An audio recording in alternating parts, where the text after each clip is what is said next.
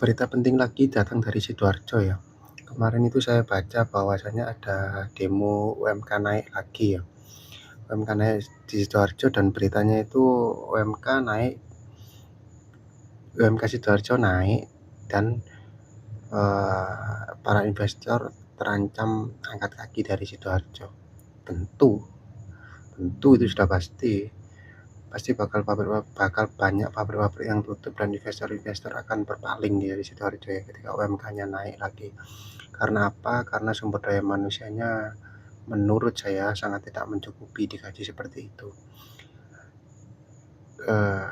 Karena bagi saya itu di wilayah Sidoarjo ini ya, terutama ya di daerah-daerah sini itu banyak sekali pekerja yang bukan asli dari Sidoarjo. Kebanyakan mereka-mereka ini memang asalnya dari luar Sidoarjo, dan apakah mereka salah untuk merantau ke sini? Tentu saja tidak ya. Karena di daerah mereka pun itu UMK-nya juga sangat kecil. Kalau mereka tetap memaksakan di sana, pasti pasti juga kebutuhan ekonomi mereka pasti juga sangat sulit ya, karena pemerataan UMK itu nggak baik lah di Jawa Timur ya.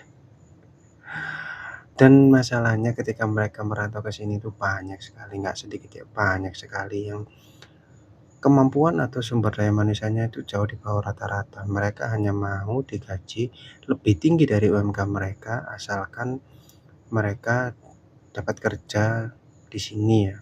Ya untuk menyambung hidup lah ya, mungkin katakanlah itu, pakai batu loncatan atau apapun itu.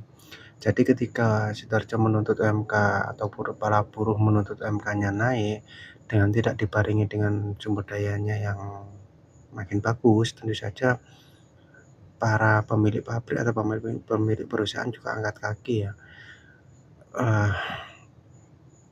Nggak tahu lagi lah ya saya kalau pas masalah buruh itu susah juga.